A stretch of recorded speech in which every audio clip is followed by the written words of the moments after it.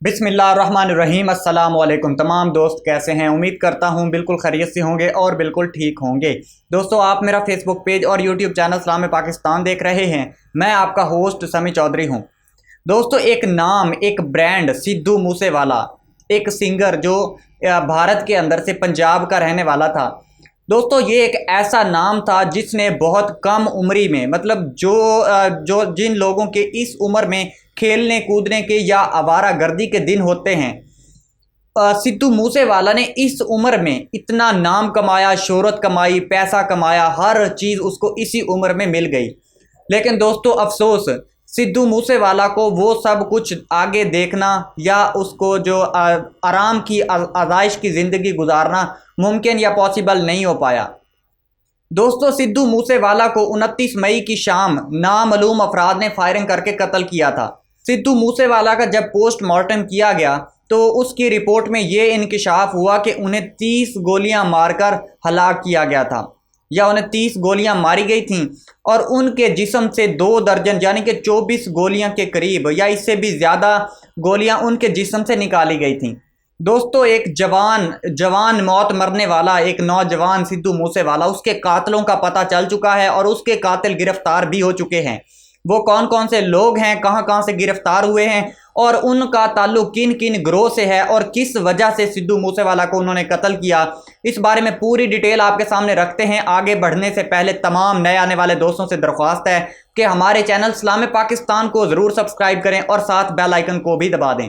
दोस्तों, बात करते हैं सिद्धू मूसेवाला। दोस्तों, सिद्धू मूसेवाला पंजाब का रहने वाला था और ये अपनी जवानी से ही, यानी कि ये अपने बचपन से ही इसको गाने का शौक था और जैसे इसका थोड़ा सा बचपन से जवानी में उन्होंने कदम रखा तो ये मशहूर होना शुरू हो गया और देखते ही देखते चंद सालों में, गिनती के 1.5 से 2 साल के अंदर सिद्धू मूसेवाला की जो उड़ान थी, ऊंची उड़ान, वो आसमानों को छूने लगी और वो एक मशहूर, बेहतरीन और एक रैप स्टार जिसको कह लें या सिंगर्स जो होते हैं, वो एक उनका एक नाम, एक बोलबाला हो गया था।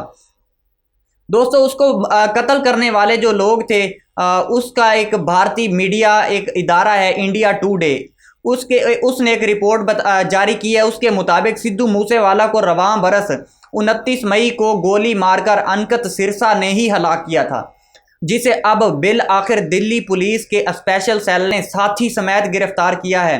स्पेशल सेल एनडीआर की टीम की जानब से गिरफ्तार दोनों मुजरमों का ताल्लुक लॉरेंस बिश्नोई गोल्डी बराड़ गैंग से है, जो पुलिस को कई अरसे से मतलूब थे। पुलिस ने अनकत के हवाले से बताया कि ये सिद्धू मूसेवाला के कत्ल में मुलविस शूटर्स में से एक शूटर था।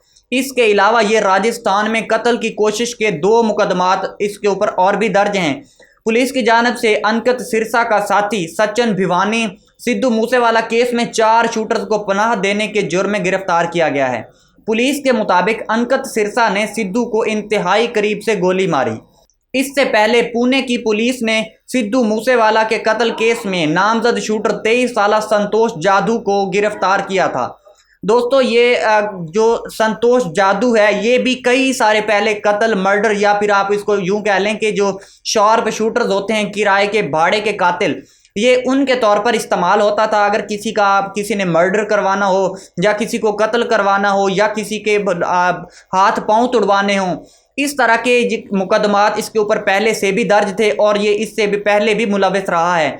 दोस्तों, गोल्डी बराड़ इंडिया की, खासकर पंजाब की एक ऐसी गैंग है जो बहुत मशहूर है, खासकर ऐसे कामों में जो 100% इलीगल हैं और ख़तरनाक तरीन जुराइम हैं। ये गोल्डी बराड़ गैंग उसमें मुलविस रहती है। इनका काम भत्ताखोरी भी है, ये मर्डर भी करते हैं, किराए पर, भाड़े पर अपने बंदों को भेजकर कत्ल करवाते हैं, अगर किसी ने किसी के कब्जा छुड़वाना हो, इस तरह के काम भी करते हैं। और साथ में दोस्तों, ये कुछ ड्रग्स में भी मुलविस रहे हैं इनके लोग। गोल्डी बराड़ के साथी, इस गैंग के साथी बहुत सारे जेलों में अभी तक बंद हैं। दोस्तों, देखने में ये गैंग चंद लोगों पर मुश्तमिल है, लेकिन जब उन चंद लोगों को गिरफ्तार किया जाता है तो पीछे से इनके और लोग निकल आते हैं और फिर उनका काम वो संभाल लेते हैं। अब जिन लोगों को गिरफ्तार किया गया है, उन्होंने कुछ इंकशाफात किए हैं। उन्होंने बताया है कि उन्होंने क्यों गोली मारी सिद्धू मूसेवाला को। दोस्तों, सिद्धू मूसेवाला को कॉन्ट्रैक्ट दिया गया था इसके सिद्धू मूसेवाला के कत्ल का गोल्डी बराड़ गैंग को। और Lawrence Bishnoi gang, Goldy Smith जो गोल्डी बराड़ गैंग है, ये बेसिकली एक ही गैंग का नाम है और मुख्तलिफ नाम से जाने जाते हैं। ये दो ग्रोह हैं लेकिन आपस में अटैच्ड हैं, मतलब एक दूसरे के काम करते हैं। जहां पे जो लॉरेंस बिश्नोई गैंग है, अगर वो काम ना कर पाए तो फिर गोल्डी बराड़ जो गैंग है वो वहां पे वो काम करती है और फिर आपस में ये बंटवारा करते हैं। और इन्होंने दोस्तों लोगों को भी बेवकूफ़ बना रखा था। अगर कहीं पे कब्जा हो जाता है तो एक गैंग जाकर उनसे सेटलमेंट की बात करती थी, कहती कि हम कब्जा छुड़वा देते हैं।